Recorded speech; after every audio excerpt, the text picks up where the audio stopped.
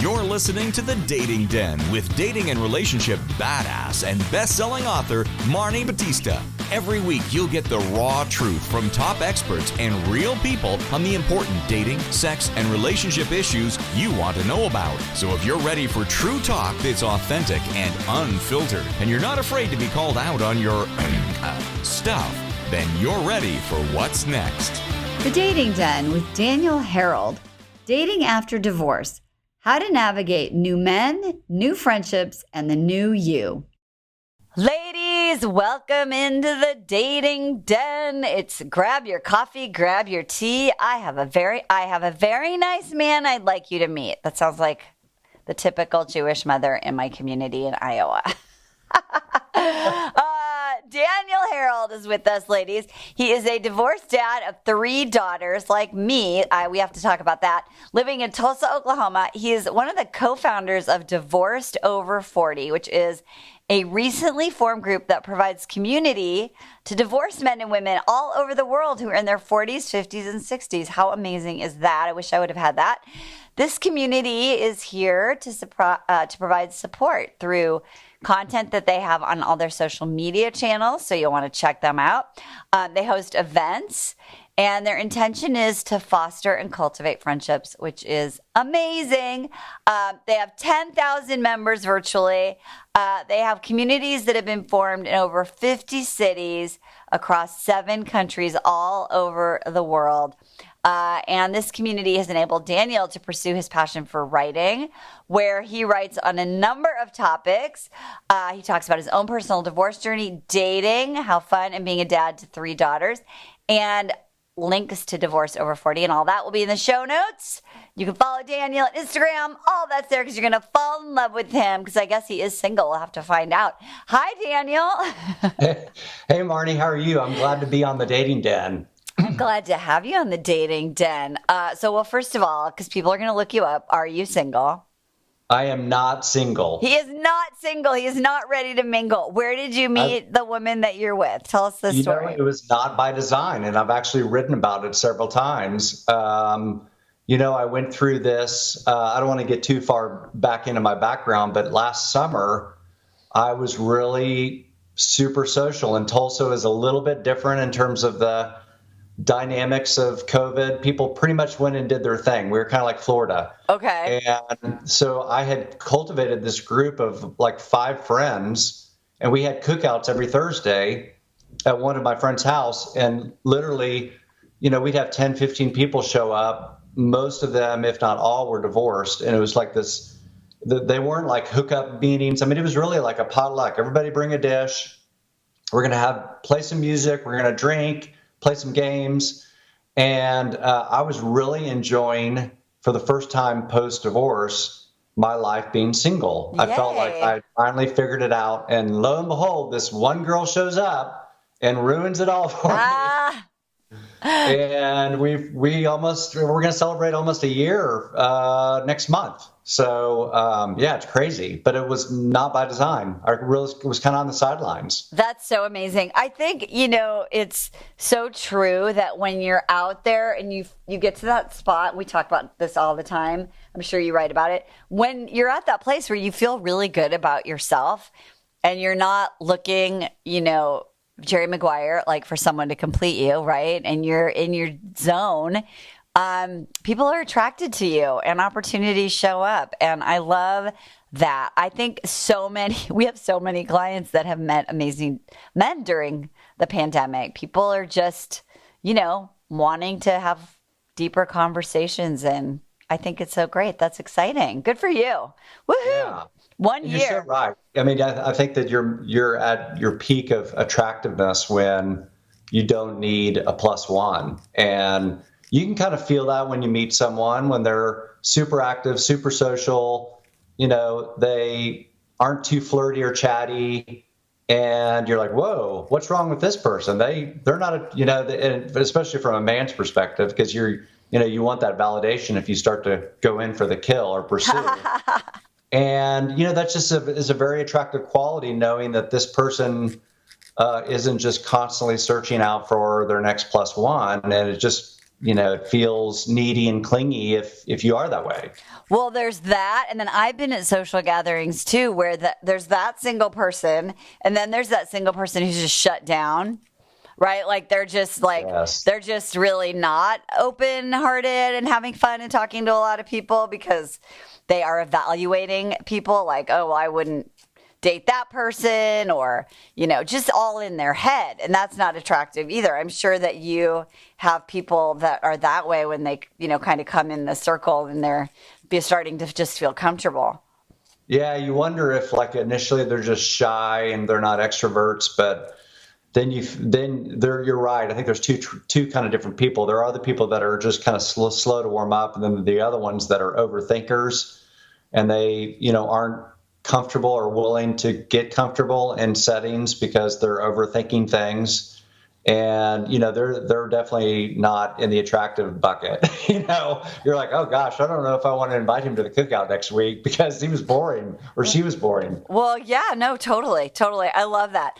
And so how old are your daughters? So my oldest is 20. I have three girls, 22, 19, and 18. So I am officially an empty nester as of June. So my youngest just graduated from high school, and so I'm free. They're all out of the nest. Oh my God. Well, my kids, I talk about this all the time, but I'm in my nest too. They came back for COVID. And so that delayed my nesting, which I actually enjoyed. I enjoyed it. But yeah, so my daughters are 25, 23, and 19. And so, yeah, so you're celebrating a year with your honey, and you got an empty nest, and you've got this amazing community. So did the decision to start the Divorced Over 40 community come from your cookout experience, or what inspired you to create this community? There's a couple things. Right when COVID hit and everything kind of shut down, and in Oklahoma, it was probably like February or March of last year, and I traveled a lot with my work, so my work completely shut down, my work travel, and I dated a lot when I traveled, and so my dating life completely just bottomed out, and I was sitting there kind of reflecting, and I was like, you know what? I don't really have anything to speak of since my divorce that I feel like I've gained anything. I don't have any friends. I haven't built any new friends post-divorce. And I really was intentional at that point going into the summer that I'm really going to focus on building a tribe, which I think as a divorced man or woman, anybody that's listening that's in that bucket, they can appreciate the fact that you lose the majority, if not all of your friends when you get divorced. Yeah. And so one of my coworkers was kind of at the one that had the bachelor pad that we had the cookouts. He was in the same boat, and we just decided to kind of create these weekly events, and it fostered this unique kind of friendship between six of the people, myself included, and him and four women.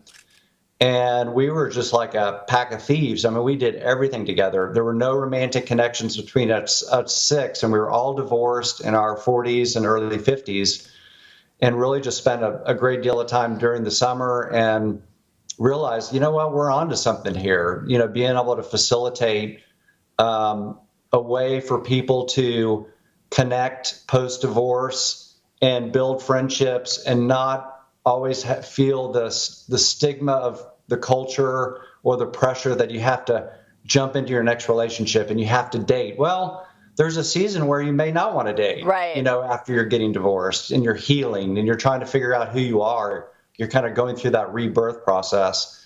And so we pretty much said, well, this can be the platform where people can kind of land and build their tribe and then kind of springboard from here into dating, or maybe perchance, like me, find an organic connection at one of these events. And so that really is what built it. And it's such an easy sell, Marni, for anybody that's in that bucket, because everybody is yearning for connection.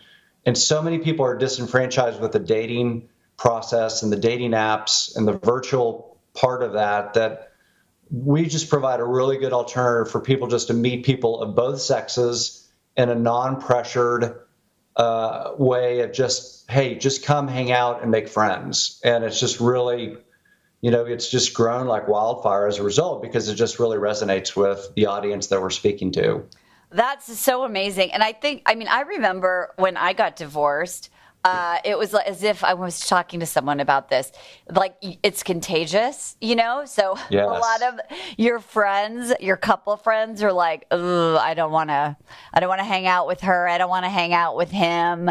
Or your friends sort of choose sides, and then you lose that sort of thing, and then you're just the third wheel. And it really is amazing to be able to connect with people in your new identity. And I think that's Right. what we talk about a lot is, and this is so important, and I love this is what that you create a space for this, is that when you get divorced, you have this amazing opportunity, if you slow down and do the work, to really figure out who am I?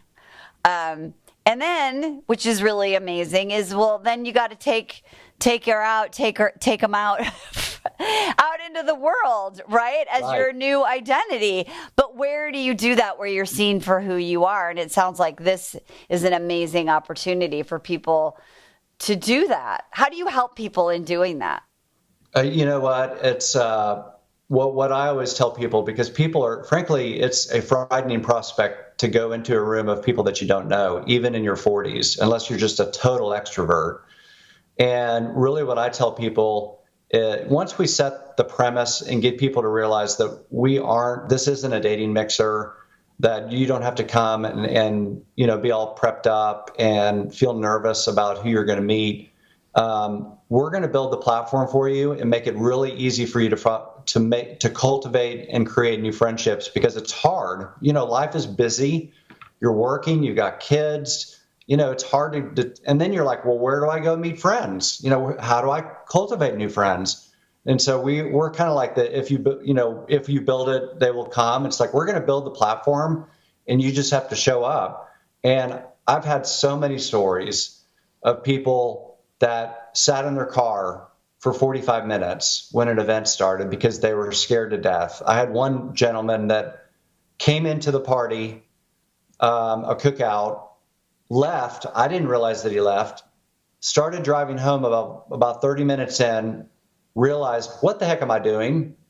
Turned around and came back and kind of overcame his fears. And the lady in the car in the parking lot came in and overcame her fears. And now you look at them 4, 5, 6 weeks later, and they're totally ingrained with all these people doing all of these they're going to the lake and they're doing happy hours and they're going, hiking, and you just see like the rebirth of all these people, and all you have to do is be brave and show up. And that's kind of what my role is to create the platform, but then to encourage the people and tell the stories of, hey, this can really change your life.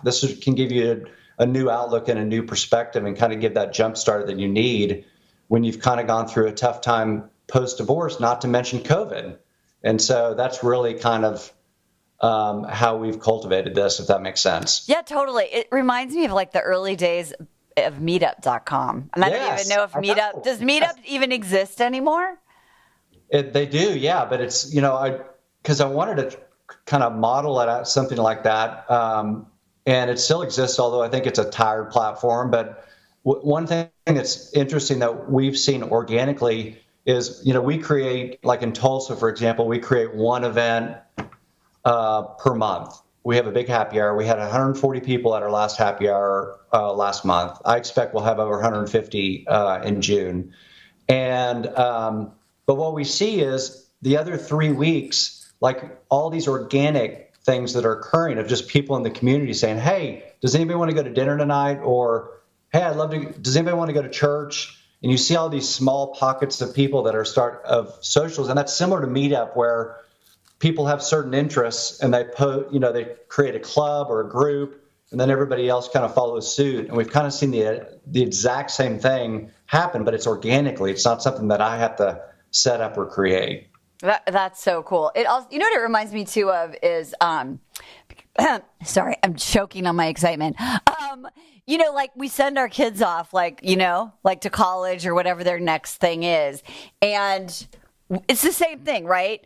we're like, okay, go be who you are in the world. We plop them down some community, whether it's a college or a new town or whatever it is. And we're like, okay, create your life. And when you're younger, it just seems like it's easier, right? Because you're younger and you're in college or you're in a like-minded community. And what I love about this is it's that same thing, right? Where you're like giving an opportunity for people who are going through the same thing in the same part of their life to have a place to go and a place to really connect. And one of the things that I think is super attractive, and you can tell me what you think since you were single, when you have that vitality, right? Because you feel like you're in the creation of your life rather in the routine of your life. Oh, totally. You're right. I describe it, I think we're pretty well aligned that you said something that I didn't echo on or bounce off of it. There is an opportunity, but you have to take advantage of the opportunity. There's an opportunity for rebirth and rediscovery of yourself after you've done the work. And so there's kind of a process. I actually just blogged about this on my Instagram account because I'm talking about dating. And I'm like, look, before you even get into dating, you got to do your own work and you got to go through your healing process because nobody wants to date a wounded person or someone that's toxic. So get that toxicity out of your system, but then you have to rediscover yourself and figure out who the new Marni is or the new Daniel is. What are your new hobbies? Where do you want to live the rest of your life? Do you want to have a family again? Start to figure out all those things that you want to do.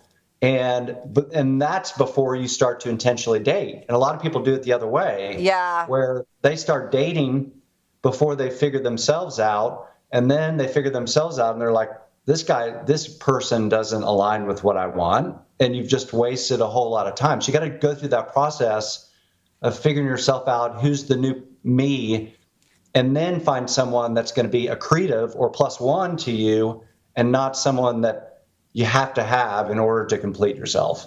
I love this. So if someone's listening and maybe they have a community at Divorced Over 40, or maybe they are trying to create community somewhere else in their lives, based on your observations and what you have learned, what is the best way someone can show up? What are some tips about how to create connection or encourage connection when you're out and you're trying to meet people organically? It's no different from investing in a relationship. It requires an investment. And so building friends, as I've learned, and I've never been good at cultivating and maintaining friendships throughout my marriage. So I'm just kind of learning it myself. And the reason why is because I kind of saw myself as, career was number one and taking care of being with my family and raising my kids is number two. And everything else kind of fell by the wayside. And so I really, in hindsight, I wish that I had developed that trait of cultivating and maintaining good guy friends, but I didn't. And so I'm kind of learning it. And it's no different from, I think, exercising a muscle or building a relationship, a romantic relationship. It requires investment. It requires intentionality, and it requires selflessness. And so when you talk about intentionality, there has to be frequency to it. We were having cookouts every week, and that may seem like overkill to some people, but if you're like, oh, I'm going to cultivate friends and I might see someone every 90 days, you're never going to be attuned to what's going on in their lives, where you can help them, how you can, and vice versa. And so you have to be really intentional with that tribe that you've built in doing things. And the nice thing is usually as a divorced man or woman, you kind of do have a little bit more social life. And so you have that ability to go out and be social and spend time with other people. And so to me, what we did, because we have a lot of people in these other cities that are like, how have you built Tulsa like you've right. done? Yeah. And I always say, we're intentional. Everybody knows we're doing something. Now we're so busy, it's not every week, but we're doing something once a month. Everybody knows there's a time, place, location where we're always going to get together. And then there's always going to be all these little activities that springboard off of that throughout the month. So I think intentionality is, and then just investing in other people versus, just worrying about yourself and what benefits you. An investment means sacrifice. It means being selfless. It means listening to people's needs, maybe getting to know them better versus surface level. all of those things are what will cultivate and really kind of fertilize your tribe, so to speak. What I love is this idea of, in order to create connection, you have to have vulnerability and you have to have this open heart. And I think that we have a tendency at things like this to go in and be as skeptical as we are when we're dating. Right? Because I remember going to those meetups and it was a choice, right? Like, am I going to go to this thing and be like, oh God, here I am. I have to go find friends. You know what I mean? And you're like,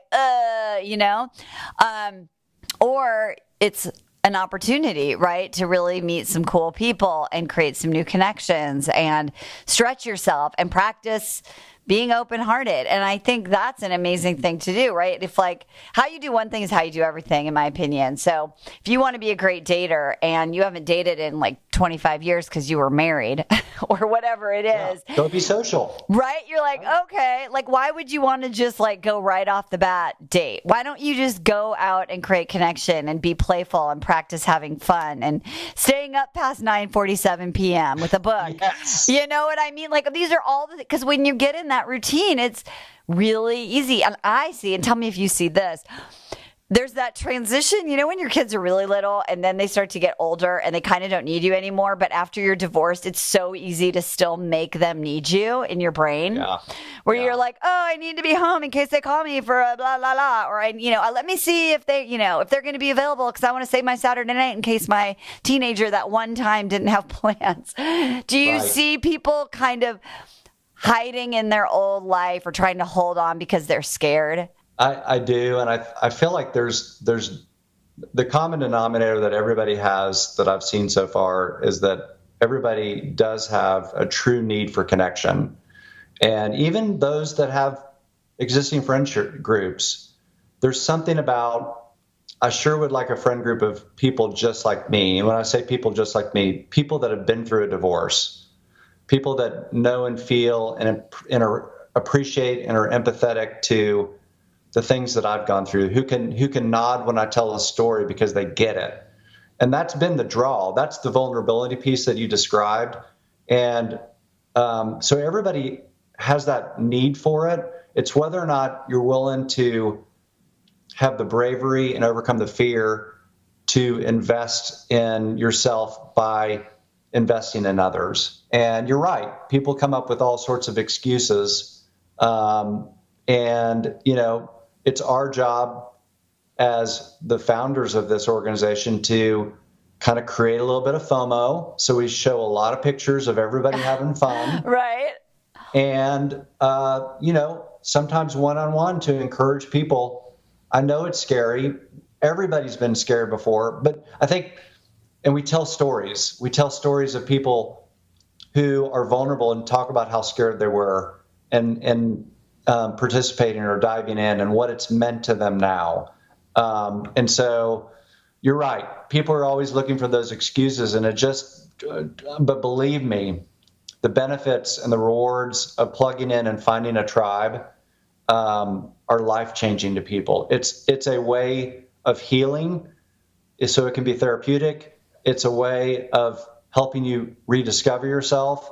And in many cases, these friends come and go, but you may find that one or two friends that are going to last a lifetime, and those are irreplaceable. Well, that's true. I just watched the Friends reunion for the second time, and it was they said the story was that time in your life where your friends are your family. And I think sometimes when you are going through a divorce, you do need friends to become your family, especially when you have kids, because I'll never forget that first weekend or that first week where my kids are with my dad and I was in my big old house by myself going, holy shit. Right. And you don't always want your family in your shit too, right? Right. They know what's going on, but there's some things that you're like, I don't want to get my family meddled into the stuff that I'm dealing with. And so that's where another divorced man or woman, because I think also what's kind of cool about cultivating friendships post-divorce is that you can cultivate platonic friendships with people of the opposite sex. And I wouldn't have ever done that in my marriage. Not that it wasn't wrong, but perception is reality. And if I'm seeing having a drink with another woman and I'm married, that perception is I'm doing something that's inappropriate. And so I just never did it. Now I have the opportunity, and I have multiple friends that are women that I can go have a drink with, and I can get their perspective for the first time in my 47-year life of how they view dating, how they view relationships. Maybe I can provide them with my own insight. So that's kind of a pretty cool opportunity as well. It's not going to last forever, because if you find another relationship, you may choose to, keep a healthy boundary there. But I think during that window, it's an incredible time to cultivate friends of both sexes. Absolutely. So, I know you have all this great information. You guys are also resourcing content, meaning like, how do I co-parent, and talking about sex and talking about finances and things like that. Is there ever, what's the biggest topic that you blogged about that people were like, wow, I really needed to read this? What's like some of the common things that people are struggling with that they're looking to get some just support and somebody who knows what that's like? No, it seems like every story that's told or every topic, it resonates with someone in a different way. But I think if I were to say that the two biggest topics that probably elicit the most response are the need for friendships, which we've been talking about, and how to navigate this dating world in today's dating environment. And, I think that, particularly when you're in your 40s and up, I think men and women, probably men more so, or women more so, get really disenfranchised with dating. Because, there's a lot of toxic people that are still out there that are dating, as we've discussed. They're not ready. And they're all on the apps. Not to mention, there is such an incredible lack of integrity in dating with people misrepresenting themselves that turn off a lot of people. And so I've had a lot of women who are my audience I do a little personal blogging, who are saying, I have a terrible picker. I always hear that. Help me with my picker. And I'm like, okay, I'm going to help you, craft the idea of how you can really create a better filter so that you can have a better result in your dating activities. And it requires effort, and it requires certain things that you need to do. But I would say dating is probably the number one, and then number two is probably just cultivating and finding friendships. Well, dating is a thing. That's why we're here. And that's your expertise. That is my expertise. And I think what's great is, people can say, I have a broken picker, or I need to change or shift who I'm attracted to. And what I think is amazing just in that community setting is understanding that it's not just you, right? So it's just humanity. Right? Like, being human is that when we don't have issues that are resolved, we're going to be attracted to people that perhaps fulfill an unhealthy need. So you're not alone.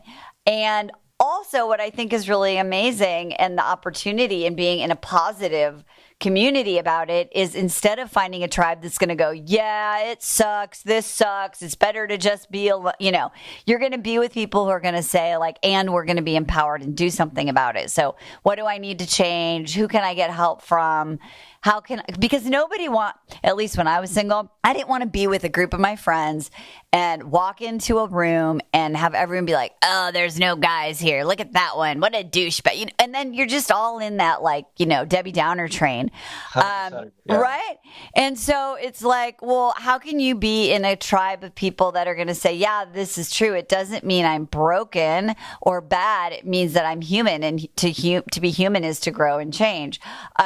So how do you guys, when somebody's looking to be empowered in this group, what are the resources, and what do people do to stay in a positive space when they're in this community, rather than finding the lowest common denominator to agree with them that things suck? Well, good question. I think that you're right. I think when you realize that you're in a much larger boat than just a rowboat by yourself, and everybody else is kind of going through the same, or navigating the same challenges that you are, that provides validation, and it makes you feel like, okay, well, I'm not the common denominator here.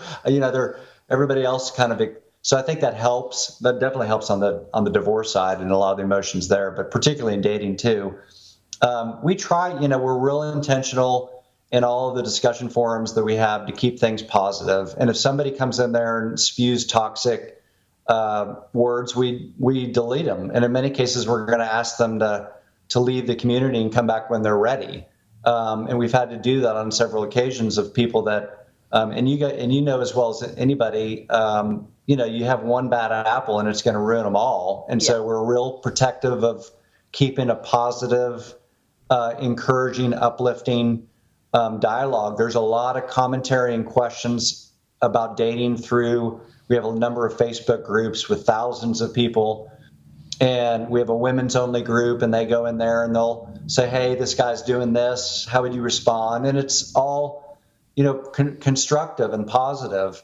And if the next person posts, profile pictures of somebody's Bumble profile to make fun of them, we're going to delete them. Yeah. And so a lot of it is just setting the tone. And what that's created too is now when people buy into the positive nature of what we're creating, they end up policing for us. So we now have, not like they're tattletales, but if someone is doing something inappropriate, a guy sliding into a DM, that's inappropriate, then we're going to hear about it and we're going to be able to address that. And so we're little, we haven't, it's going to be challenging to maintain that. But I think that once people buy into the philosophy that we're going to be a positive, encouraging platform, and they see the benefits of that, then, it kind of feeds off of itself, if that makes sense. No, it totally does. I mean, we've moved most of our groups off Facebook. We have one remaining group, and,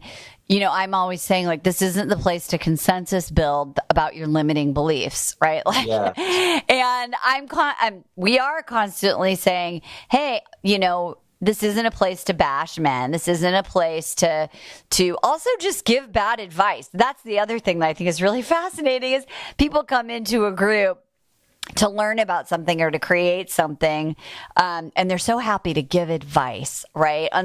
Whether it's unsolicited or even solicited. And I'm like, I think that you're probably here for the same reason. So how can we, and this is what's so great about what you're doing is it's a place to encourage and champion people. Right. It's a place to do that. And that's what's hard to find. And is so it's like priceless when you have it.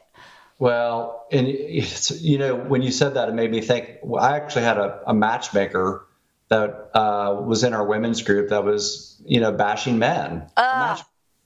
And I had several of the women, because I'm not privy to access that Facebook group. It's women only. And they're like, hey, what do we do about this woman?